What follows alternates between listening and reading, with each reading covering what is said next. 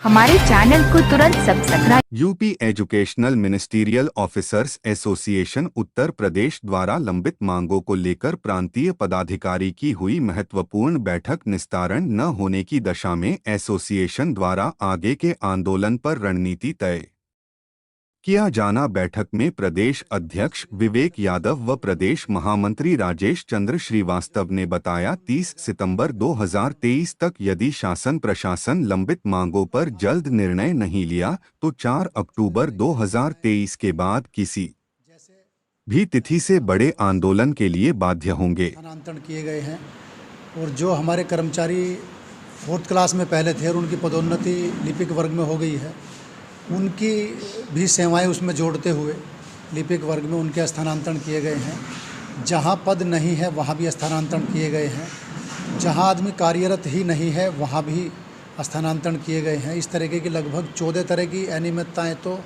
स्थानांतरणों में हैं। लगभग 2.5 महीना हो गया ऐसे लोगों को। इससे ख़राब बात निदेशालय की हो चाहे सरकार की हो, इससे बुरी बात कुछ नहीं हो सकती कि लगभग 2.5 महीने व्यतीत हो चुके हैं पर उन्हें वेतन नहीं मिल पा रहा। वेतन की समस्या ये है कि अल्प वेतन भोगी हैं, उनको किसी की किस्त है, किसी के बच्चों की फीस है, इतने ख़राब दौर से वो गुजर रहे हैं, तो तत्काल जो है इन्हें उसका निस्तारण कर देना चाहिए था। संगठन ने एडी बेसिक साहब से, डायरेक्टर साहब से, डीजी साहब से, अपर मुख्य सचिव साहब से और बेसिक शिक्षा मंत्री जी से भी सभी से अनुरोध किया है, लिखित में भी और मौखिक भी अनुरोध किया है कि हमारी जो संगठन की 30 सूत्रीय मांग है उनमें सर्वप्रथम इस समय जो हमारी मांग है वो जो त्रुटियां हैं स्थानांतरण की, वो अति शीघ्र उनकी त्रुटियां दूर कर दी जाएं और उनका जो बाध्य प्रतीक्षा अवकाश है वो भी तत्काल उसी समय पर स्वीकृत कर दिया जाए ताकि उन्हें वेतन की कोई दिक्कत ना आए। दूसरी हम बात ये कहना चाहते हैं कि जो स्थानांतरण इन्होंने किए हैं उसमें से एक भी स्थानांतरण नियम संगत नहीं किया है। जो स्थानांतरण किए जाते हैं उसमें विकल्प मांगे जाते हैं। आपने देखा होगा अध्यापकों के विकल्प मांगे जाते हैं, किसी से 3 किसी से 5, या कोई आवेदन मांगा जाता है कि भाई आवेदन कोई अपना स्थानांतरण के लिए आवेदन करना चाहता है। चूँकि ये वार्षिक स्थानांतरण नीति है, कर्मचारियों के हितों के लिए बनाई गई थी। कर्मचारी नियमावली में आज भी कोई संशोधन नहीं हुआ है, तो यदि कोई साथी हमारा किसी भी कारण से स्थानांतरण चाहता है तो वो अपना स्थानांतरण अपना कर दे। सैकड़ों लोगों के आवेदन शासन और निदेशालय में मौजूद होते हुए भी एक भी स्थानांतरण निदेशालय और शासन द्वारा नहीं करा गया। इससे भी बुरी बात कुछ नहीं हो सकती। दूसरी बात हम ये कहना चाहेंगे, जो पदोन्नति हमारी हुई है, पदोन्नति जो हो, जितने सीनियर साथी हमारे छूट गए हैं उनकी पदोन्नति हो, साथ के साथ में उनके पदस्थापन हो और लगभग 150 के आसपास हमारे पद रिक्त हैं, उन पदों पे तत्काल पदोन्नतियां करके उनके पदस्थापन साथ के साथ किए जाएं। इसी तरीके की मांग है हमारी। एक हमारा प्रकरण है, जो हमारा कनिष्ठ सहायक साथी है उसकी यदि पदोन्नति होती है 5 वर्ष में पद रिक्त होने के बावजूद, तो उसे ग्रेड 2000 से 2800 मिलता है। और यदि उसकी पदोन्नति नहीं होती है तो 10 साल में एक व्यवस्था है एसीपी की, तो एसीपी में उसे 2400 ग्रेड दिया जा रहा है। शासन बिल्कुल आँख मूंद के बैठा हुआ है। इससे बुरी बात कुछ नहीं हो सकती। जो ग्रेड हमारा है ही नहीं, हमारे ग्रेड हैं 2000 के बाद में 2800, लेकिन हमारे साथी जो कनिष्ठ साथी हैं उनके 2000 के बाद में 2400 10 साल के बाद में मिल रहा। इससे बुरी बातें कुछ नहीं हो सकती। संगठन के बारे में महामंत्री जी से अनुरोध करूँगा। UP education ministerial officers association की महत्वपूर्ण बैठक इसलिए आहूत करनी पड़ी क्योंकि 6 बार लगभग हम लोगों ने धरना स्थगित किया है महानिदेशक के, शिक्षा निदेशक महोदय के, अपर शिक्षा निदेशक महोदय के अनुरोध पर, लेकिन प्रकरण जस के तस है, एक भी प्रकरण का निस्तारण नहीं हुआ है। जैसा कि अभी अध्यक्ष जी ने बताया कि हमारे 30 जून के स्थानांतरण में अनेक विसंगतियाँ की गई, 14 प्रकार की विसंगतियाँ। यह है कि कनिष्ठ लिपिक को वरिष्ठ सहायक पर कर दिया गया, वरिष्ठ सहायक को कनिष्ठ सहायक पर कर दिया, जहाँ पद रिक्त नहीं वहाँ कर दिया गया, विधवा विकलांग को कर दिया गया, संगठन के पदाधिकारियों का कर दिया गया। इस तरह से तमाम स्थानांतरण किए गए। इसकी सूची 3 जुलाई को हम लोगों ने अपर मुख्य सचिव महोदय गोरखपुर में गए थे और मुख्यमंत्री का कार्यक्रम था। उस दौरान सर्किट हाउस में एक संगठन के प्रतिनिधि के रूप में हम लोगों ने मिल करके उनको सूची उपलब्ध करा दिया था कि इसको यथाशीघ्र निस्तारित करा दें। दुर्भाग्य है कि 3 जुलाई को देने के बाद आज तक 2.5 महीने का समय हो गया, एक भी विसंगति दूर नहीं की गई। सबसे दुर्भाग्यपूर्ण बात यह है कि विसंगतियों को जब संगठन ने दिया तो अपर शिक्षा निदेशक महोदय ने उस पर विश्वास नहीं किया। उन्होंने पूरे प्रदेश के जेडी से सूचना मांगी कि स्थिति क्या है, और जेडी से स्थिति क्लियर होने के बावजूद आज तक एक भी स्थानांतरण अनियमित निरस्त नहीं हुए। इससे हमारे कर्मचारी कारमुक्त हो गए हैं, क्योंकि डीजी साहब और अपर शिक्षा निदेशक ने पत्र लिखा कि सारे कर्मचारियों को कारमुक्त कर दिया जाए। कर्मचारी कारमुक्त हो गया, वह अपने घर पर बैठा हुआ है, कार्यालयों का चक्कर लगा रहा, जेडी ऑफिस, डीवाईएस ऑफिस, हर कार्यालय में घूम के पूछ रहा कि आखिर हमारा अपराध क्या है, हमारा गुनाह क्या है। लेकिन कोई अधिकारी, हम लोग उनकी बात को लेकर के 3 तारीख को महानिदेशक महोदय को पत्र लिखे, 6 जुलाई को पत्र लिखे, 12 तारीख को महानिदेशक महोदय से मिल करके अनुरोध किए। इनके अनुरोध पर 18 जुलाई को अपर शिक्षा निदेशक से वार्ता किए, 26 जुलाई को पत्र लिखा, धरने का नोटिस दिया।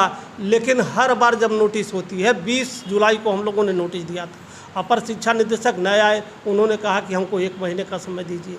30 अगस्त का समय दिया गया, 30 अगस्त तक एक भी प्रकरण का निस्तारण नहीं हुआ। केवल ट्रांसफ़र ही नहीं था, ट्रांसफ़र में जो विसंगतियां थीं, यह विसंगतियां महानिदेशक महोदय के स्तर से हुई, क्योंकि महानिदेशक महोदय ने एक मानव संपदा पोर्टल फीड कराया। मानव संपदा पोर्टल में जहाँ तक आप सबको जानकारी है कि अध्यापक परिषद का हो चाहे राज्य की हो, जो भी स्थानांतरण चाहता है उसका एक विकल्प का कॉलम दिया हुआ कि कम से कम 3 विकल्प अपने स्थानांतरण के दीजिए। लेकिन हमारे कर्मचारियों के स्थानांतरण के लिए एक भी विकल्प नहीं दिया गया। इस विकल्प न होने की जानकारी 24 जून को हम लोगों ने महानिदेशक से मिलकर के उनको बताया। उन्होंने रोहित त्रिपाठी सर, जो महानिदेशक कार्यालय में हैं और यह मानव संपदा देख रहे हैं, उनको बुला करके पूछा कि क्या यह विसंगति है। उन्होंने कहा है। कल विसंगति को दूर करो। विसंगति दूर करने की जब बात आई तो उन्होंने कहा कि अगर इस कॉलम को मैं फीड करूंगा तो इस वर्ष एक भी स्थानांतरण नहीं हो पाएंगे। उन्होंने पूछा क्यों? कहा कि इसके बाद हमको लिखना पड़ेगा कि कहाँ कहाँ चाहते हैं 3 विकल्प, 10 मान लीजिए एक ही पद रिक्त है, 10 आदमी उसके दावेदार हैं, उसकी क्राइटेरिया बनानी पड़ेगी कि किसका ज़रूरी है किसका नहीं ज़रूरी है। इस तरह से नहीं हो पाएगा। उन्होंने अनुरोध किया संगठन से कि इस वर्ष 30 जून को यह मानव संपदा पोर्टल से स्थानांतरण हो जाने दीजिए। इसके बाद माननीय मुख्यमंत्री ने व्यवस्था दे रखी शासनादेश में कि माननीय शिक्षा मंत्री जी के अनुमति से अनुरोध पर उनके स्वीकार करने पर स्थानांतरण हो जाएंगे। मैं इसके बाद सारे स्थानांतरण कर दूंगा। 175 स्थानांतरण निजी व्यय के हैं। कुछ लोग दूसरे मंडलों में फंसे हुए हैं, वह दूसरे मंडल में जाना चाहते, दूसरे जनपद में फंसे हुए दूसरे जनपद में जाना, एक भी स्थानांतरण नहीं हुआ। 175 निजी व्यय के स्थानांतरण में एक स्थानांतरण नहीं किया गया और हमें आश्वासन दिया जाता है। आश्वासन की घुट्टी अपर शिक्षा निदेशक महोदय ने पिलाई थी 18 जुलाई को कि आप हमको दे दीजिए विसंगति की सूची, मैं इसको 1 हफ्ते में निदेशालय भेज दूंगा उच्चाधिकारी को। लेकिन आज तक वो उच्चाधिकारी को नहीं भेजी गई। मैं डायरेक्टर साहब से मिला, उन्होंने कहा मैं देख रहा हूँ, ज़रूर होगा। महानिदेशक महोदय कहते हैं कि ठीक है मैं कराऊंगा, ज़रूर कराऊंगा।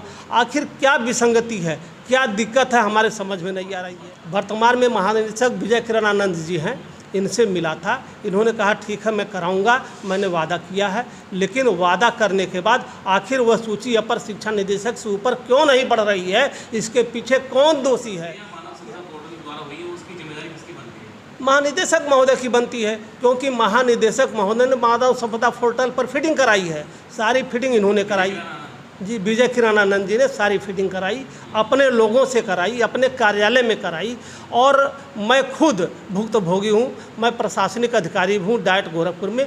मेरी ही विसंगतियाँ उसमें त्रुटियाँ हैं और 3-4 बार डाइट के प्रवक्ता प्राचार्य जी ने चिट्ठी लिखा, लेकिन आज तक हमारी ही विसंगति संशोधित नहीं हुई। जी हाँ, हमारे मंत्री सितंबर को मिले थे।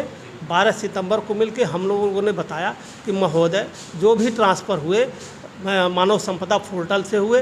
केवल 5 वर्ष ठहराव जिनके हुए थे उन्हीं के किए गए और किसी कर्मचारी के नहीं किए गए। और जो कर्मचारी स्थानांतरण चाहता है तो मंत्री जी ने कहा ठीक है, आप हमको सूची उपलब्ध करा सकते हैं। मैंने कहा बिल्कुल, मैंने उनको सूची उपलब्ध करा दिया 175 कर्मचारियों की। फिर उन्होंने कहा, आश्वस्त किया कि मैं विजय किरण आनंद जी हैं नहीं, मैं उनसे बात करके इस पर कार्रवाई कराता हूँ। 1 हफ्ते हो गए, आज तक नहीं हुआ। प्रमुख सचिव शिक्षा से मिला, उनसे भी अनुरोध किया, उन्होंने भी नहीं किया, उन्होंने भी आश्वस्त किया। लेकिन आज 2.5 महीने में न एक ट्रांसफ़र हुआ, न एक संशोधन हुआ, उसके अलावा प्रमोशन 2021 से लगातार प्रमोशन के लिए हम लोग प्रयास कर रहे हैं। वरिष्ठ सहायक से प्रधान सहायक में होना है।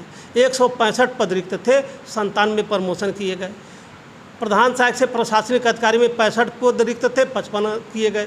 लेकिन उसमें इतनी विसंगतियां कर दी गई कि वरिष्ठ साथियों को छोड़ करके कनिष्ठ साथियों को पदोन्नति दे दी गई। और वह विसंगतियां यदि निदेशालय दूर कर दें तो मैं आश्वस्ति देता हूं कि राजेश श्रीवास्तव अपने पद से वरिष्ठ प्रधान प्रशासनिक अधिकारी पद से त्यागपत्र दे देंगे। ये मेरी खुली चुनौती है पूरे शिक्षा विभाग के लिए कि अगर इन विसंगतियों को दूर कर दें तो मैं चुनौती देता हूं कि मैं हट जाऊँ। लोग एक भी संशोधन करने की स्थिति में नहीं है और संगठन मजबूर है, विवश है। बाद प्रतीक्षा अवकाश जो पिछले साल का नहीं स्वीकृत हुआ, इस साल फिर अगर 2.5 महीने से बाबू लिपिक वर्ग अपना वेतन नहीं पाया है तो बाद प्रतीक्षा अवकाश स्वीकृत करने की क्या साल भर आखिर कर्मचारियों का उत्पीड़न क्यों हो रहा है मेरे समझ में नहीं आ रही है।